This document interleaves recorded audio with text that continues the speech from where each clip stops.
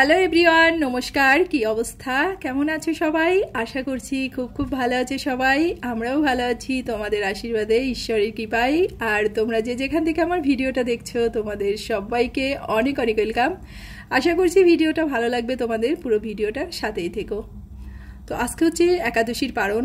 অনেক সকালেই ঘুম থেকে উঠে গিয়েছি, উঠে স্বপ্নিলকে রেডি করে ওকে তো স্কুলে পাঠিয়েছি। আর এখন যা কাজকাম আছে তো সেগুলোকে করে নেব। তো ওই যে আমার প্রতিদিনের কাজের সাথে সাথে তোমাদের সাথে কিছু কথা আসলে শেয়ার করি, যেগুলো আমার ভালো লাগে খুব। তো বরাবর আজকেও কিছু কথা তোমাদের সাথে শেয়ার করব। তো আমরা তো খুবই ব্যস্ত, সবাই ব্যস্ত, বিশেষ করে শহরে বাবা মা সবাই সবসময়ই ব্যস্ত থাকে, তাই না? তো আমরা কি হই, আধুনিক জীবনের সাথে তাল মেলাতে মেলাতে আমাদের সারাটা দিন ছুটে চলা, তাই না? এই ব্যবস্থার মধ্যে প্ল্যান করে সেই অনুপাতে চলার চেষ্টা করি আমরা। জীবনে তো প্ল্যান করে আসলে কোনো কিছু হয় না, তবুও যতটুকু সম্ভব ততটুকু করারই চেষ্টা করি আমরা।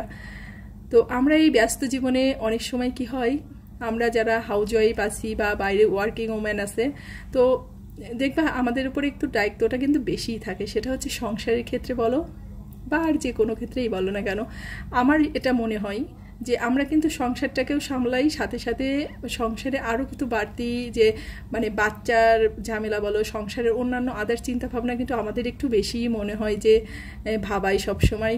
তো আমরা এই সব কিছু চাপে সব সময় কিন্তু অনেক সময় আছি যে আমরা কিন্তু আমাদের সন্তানের মানসিক যত্নের কথা ভুলে যাই।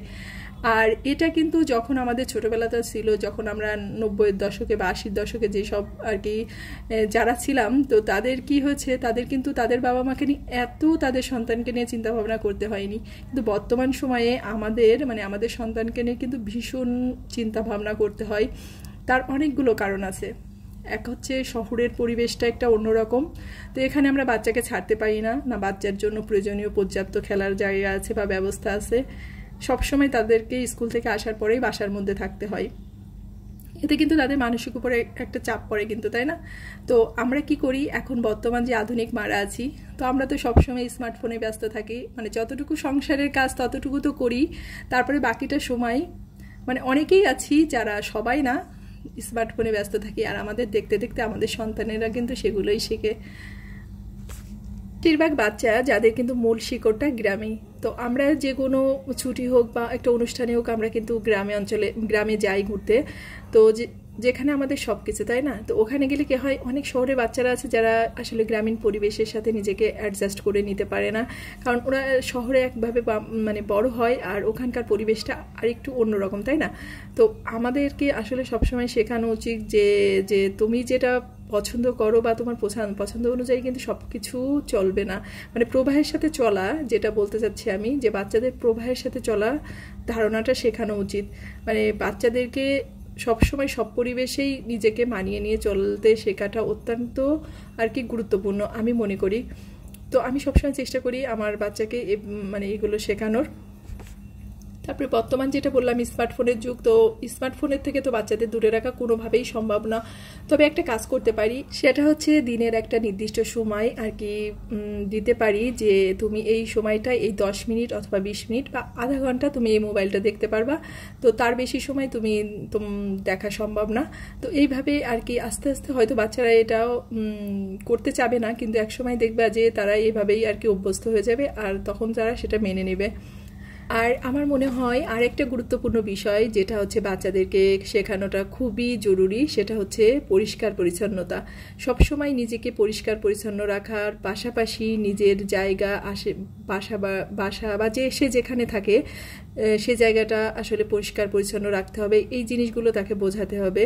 তো এই অভ্যাসগুলো না তাকে একটা সুন্দর জীবন গড়ে তুলতে আমার মনে হয় খুবই গুরুত্বপূর্ণ, সাহায্য করে। তো আমি সবসময় চেষ্টা করি আসলে সব কিছু মেনটেন করে আমার বাচ্চাকে আমি এগুলো শেখানোর চেষ্টা করি। তো এক সময় দেখি যে আসলে ছোট তো অনেক সময় অনেক কিছু মানতে চায় না, কিন্তু 1 দিন 2 দিন 3 দিনের দিন ঠিকই সে সব কিছু আর কি মেনে নেই বা বুঝতে পারে।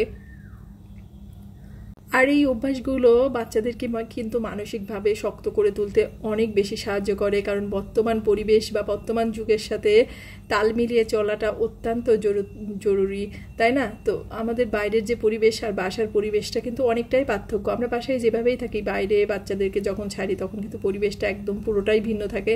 তো সব পরিবেশে তাদেরকে আসলে মানিয়ে গুছিয়ে নেওয়ার জন্যই আমাদের এই চেষ্টাটা আসলে করেই যেতে হবে, কারণ আমরা সব মারা চাই বা সব বাবা মাই চাই যে আমাদের সন্তানটা সব দিক থেকে ভালো থাকুক বা সে সব পরিবেশে অ্যাডজাস্ট করে নিতে শিখুক, তাই না? তো যাই হোক, আমরা আসলে এই জিনিসগুলো মেনে চলার চেষ্টা করব। যারা মারা আছি, বিশেষ করে মাদের দায়িত্বটাই কিন্তু বেশি থাকে, যে যেটাই বলুক না কেন, আমি মনে করি।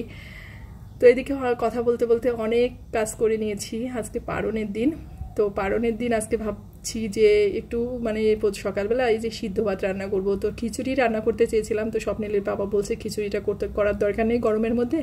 তো সে কারণে ভাবলাম যে একটু সিদ্ধ ভাত রান্না করি। তো যে মিষ্টি কুমড়াটা আর কি ভাতে দিয়ে দিয়েছি।